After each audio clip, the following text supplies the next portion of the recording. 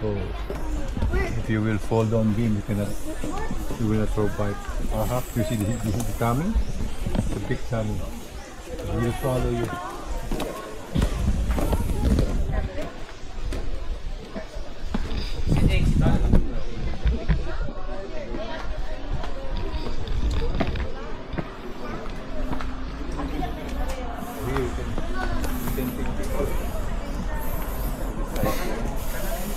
Careful, you won't fall down.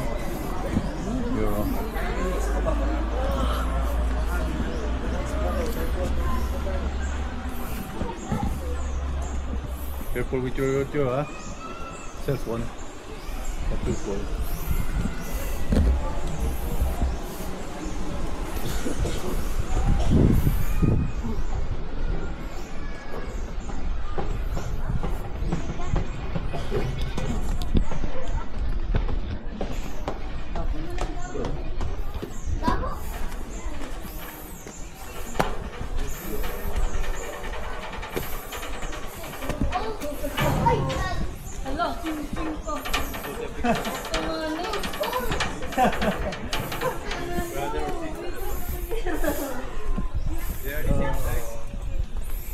Oh, they're watching.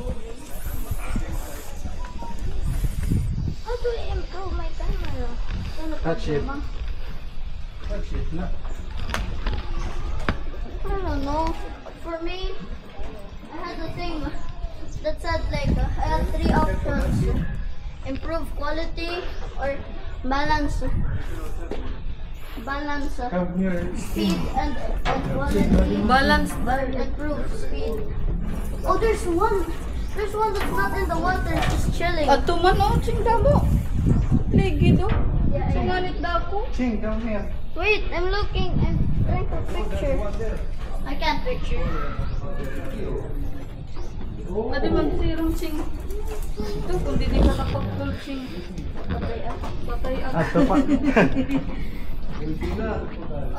Ching, ching. Look at this tree. Di pa, Ching. I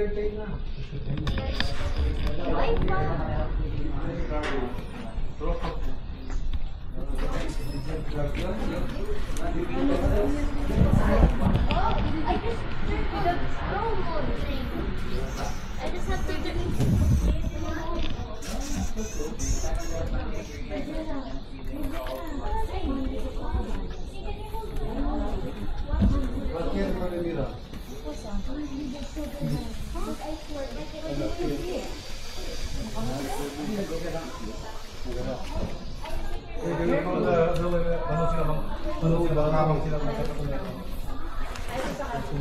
Sige na, sige na. Sige na, B. You can talk to. Sige na, kuya. Pagkara kong lima. Then they will move. Di, ari madali mo dito sa sana. Agara kong beer.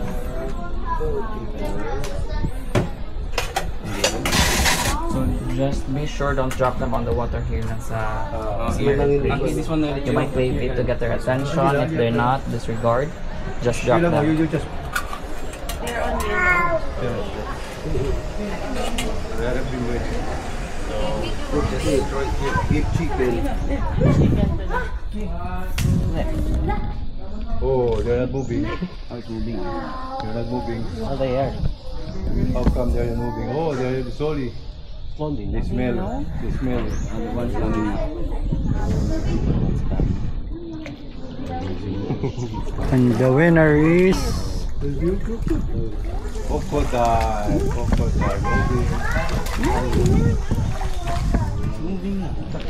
You know this apple, huh? Bye. Oh, he's going to eat. He's going to eat.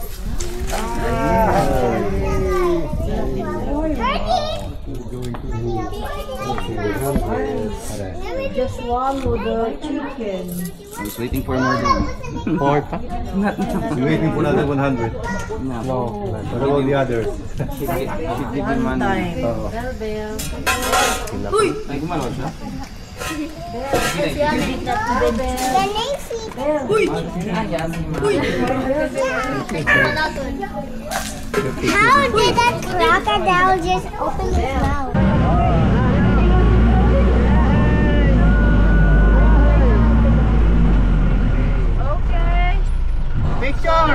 area, 3 types of antelope sa inyong makita diri, ma'am. So first, the one with horn that looks like Maleficent, that is the Greater Kudu, and that's the male. Females without a horn. So Greater Kudu's horn, ma'am sir, will twist once every 2 years and then can go up to 6 feet in length and tend to freeze or motionless sila when they feel danger or threatened to blend into the woodland. So stand still lang, very difficult to spot na. So by the way, Greater Kudu considered by many as the most handsome antelope. Inland can survive. It has a stinky smell, so that's why predators will choose other prey. And only male has horns, so the rest are females. Again, the water bat. How is that?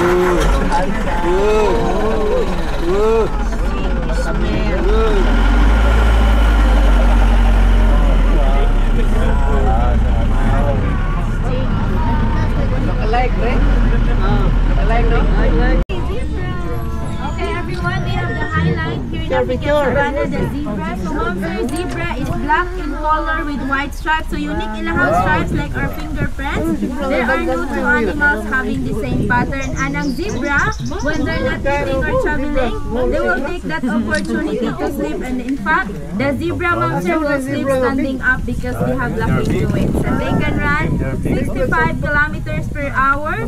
So, zebra has a black skin, but born sila with white or brown color, and as we grow mature, the black skin will develop. So if you notice, lighter in color, ma'am sir, that's the male, and then the other one, that's the female. So again, the zebra, yes. Yes. Okay. The other antelope we have is Blessbok. So abundant sila sa South Africa. Blessbok, everyone, they have that unusual white marking on their nose. So it came from the Dutch place, referring to the white forehead. And it serves as their protection under the heat of the sun. And they can run 70 kilometers per hour. Again, that's the Blessbok. Drake.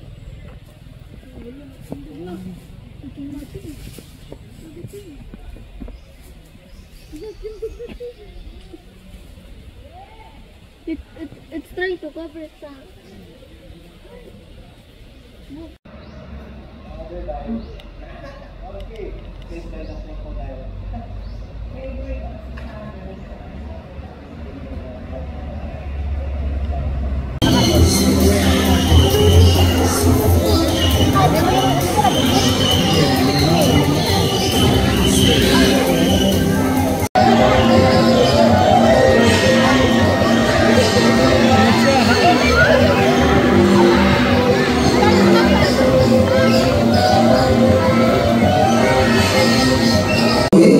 Open the bin and jump inside. Good bird. Next one, ready? We got their hand. Okay. Can we do it again? Ready? Here we go. So we pick up the crumpled paper. He walks over the bed. Open the bin and jump inside. Last one, ready? We pick up the hand. He walks all the way. And jump inside. Good bird. See if the birds can do it, why can't we? Right? Always remember to put your trust in the trash bin. They will accept many people. And for their diets, they love to eat varieties of fruits, seeds, and vegetables. And by the way, there's carp. And blue-billed macaws rank as the third largest parrot species globally, following hyacinth and the green-winged macaws. Now guys, do you want to stay with me here or you want to go inside and get more food now? Okay, I think you'll stay with me still. A round of applause for our flying macaws. So here's our green-winged macaw named Jumbo. The Jumbo, can you wave to the crowd? Hi, now everyone, can you wave back to Jumbo and say hello? Hello. So macaws have very long tail and feathers that it can reach up to 3 feet from head to tail. So with a tail of 2 feet, now Jumbo is going to show us his beautiful tail. Can you turn around, buddy? Okay, one more. Good bird. As you can see, most of their color is outside of their bodies and less color is under their wings. Now I'm going to show you his beautiful wings. But first, can you say wings? Last one, everyone. Say wings. So let's have some flagger with Mr. Charles. So Mr. James is prepared for the jumbo letters. So let's have a short interview with Mr. James.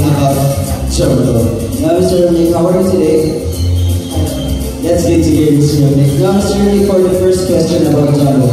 Where did Jumbo originally came from? South America, but I guess you have to stay here in the Philippines, right? Alright, I think we're all set, buddy. Jumbo, take a good look to the picture and what is the spelling of title? So first we put the letter T for the first letter of title, everyone. Secondly, and you pick up the letter I. Next, buddy, third letter. And you pick up the letter G for the third letter. Two more, buddy. And you pick up the letter A. Last letter, buddy. No hesitation, you pick up the letter R. So tiger spells T-I-G-E-R. Is it correct? Good, but now it seems to be too easy for Jumbo. So let's make it more difficult. So we will be having the mathematical test in addition form. Now everyone, can you give me two numbers between 1 to 10? Hand side, how about this side? So second years, also known as San Parques, they're playful, social, and had a loud voice. It can be seen throughout northeastern America, like Venezuela and Brazil.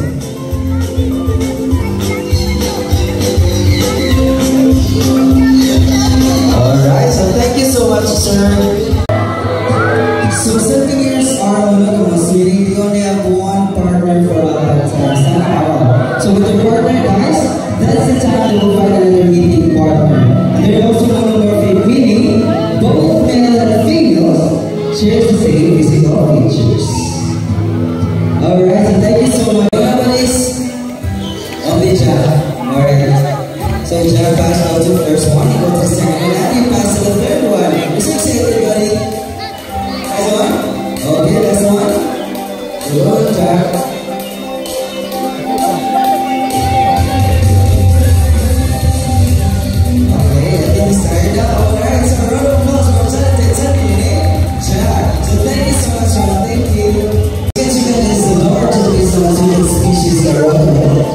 So it is a wild throat and black body that helps them to camouflage in the rainforest.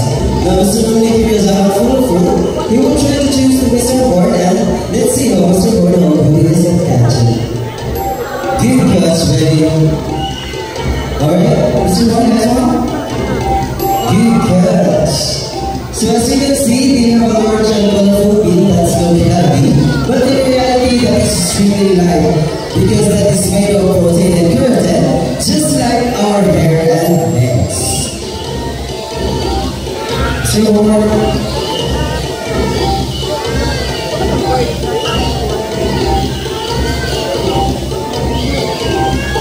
alright, so there are a total of 42 cat species around the world. So the one thing they have in common is their large and beautiful bill. So round of applause for our chicken mates, Mr. Board. Now since we're ready. Thank you, Mr. J. Again, everyone, this is our yellow chronicles and parrot named Lani and Hurley. Yellow chronicles and parrot is the most commonly kept Amazon due to its looking ability and playfulness. That's right. Mimic is the lovely sound of what we hear every day. Can you say hi?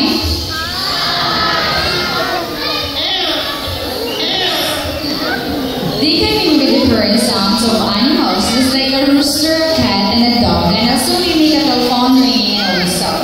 Go with the rooster.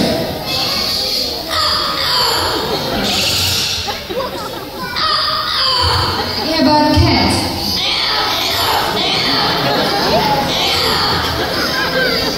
Really, can you bark?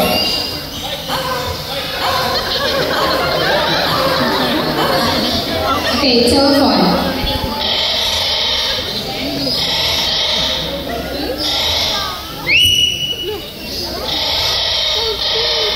How about whistle?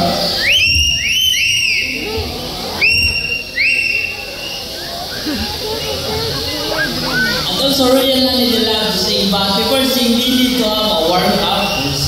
Okay, let's do the warm-up.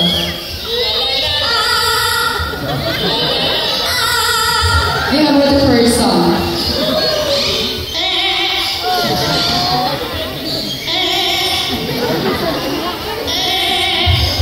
Okay, for the second song with Manis first, who is celebrating their birthdays today or within this month.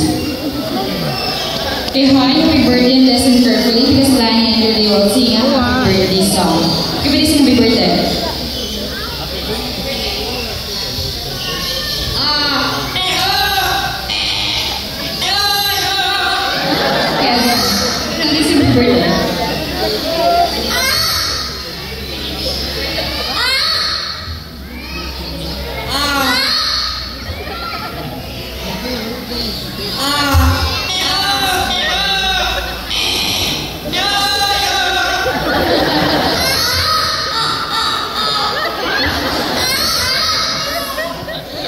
So everyone, a round of applause to our winning bird, named Lani and Curly. Will showcase how sharp his eyesight is and how good he is at catching his prey. So please settle down everyone. It's for your own safety. All set, Mr. James? Alright, now ladies and gentlemen, keep your eyes alert.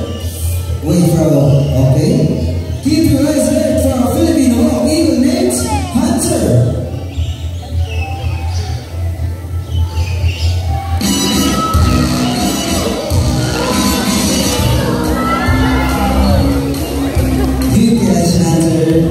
Now we will again Mr. Rudy. So he is real food in the real prey because Hunter will not let go of the lure without an exchange. As you can see, Mr. Rudy is wearing a thick glove to protect his soul from the sharp talons of the bird. And Philippine Hawk Eagle is under the red list of IUCN as endangered species threatened by habitat loss. And considered as a medium-sized robber because it can grow up to 60 to 70 centimeters with a wingspan of 105 to 110 centimeters.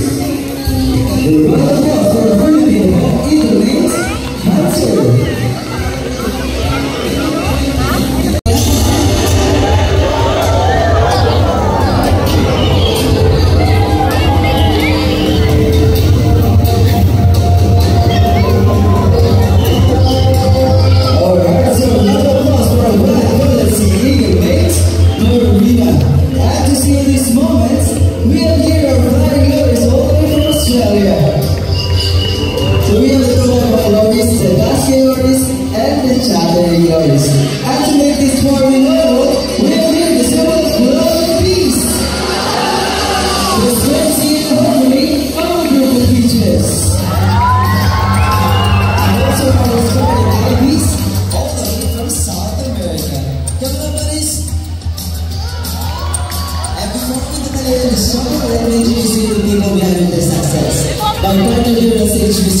Together with Marina, and our assistant portraitors at the back is Jayan, Miss Rachel, Miss Debbie, Mr. Allen, Mr. Charles, Mr. James, and our son and actor, Mr. Mickey, and yours truly, my name is Jay.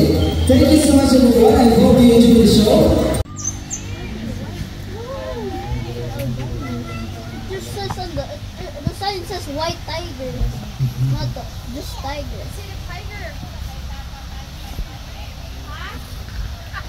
Yeah. Come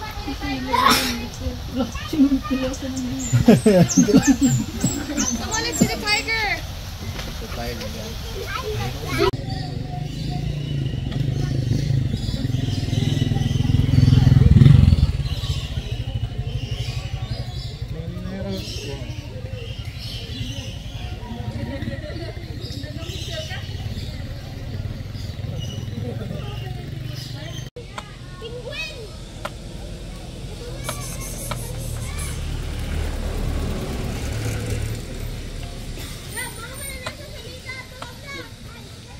Piso.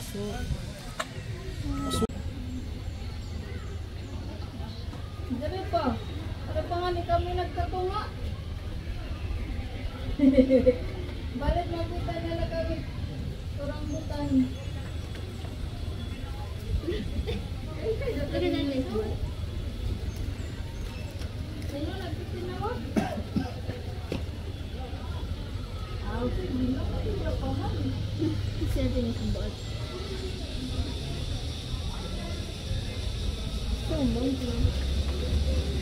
Hello. No, monkey. Huh? You place winner. I think that's you.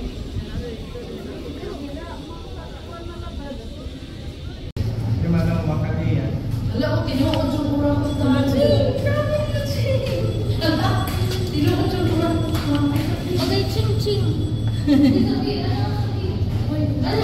Yun, nagtago. Sige. Sige.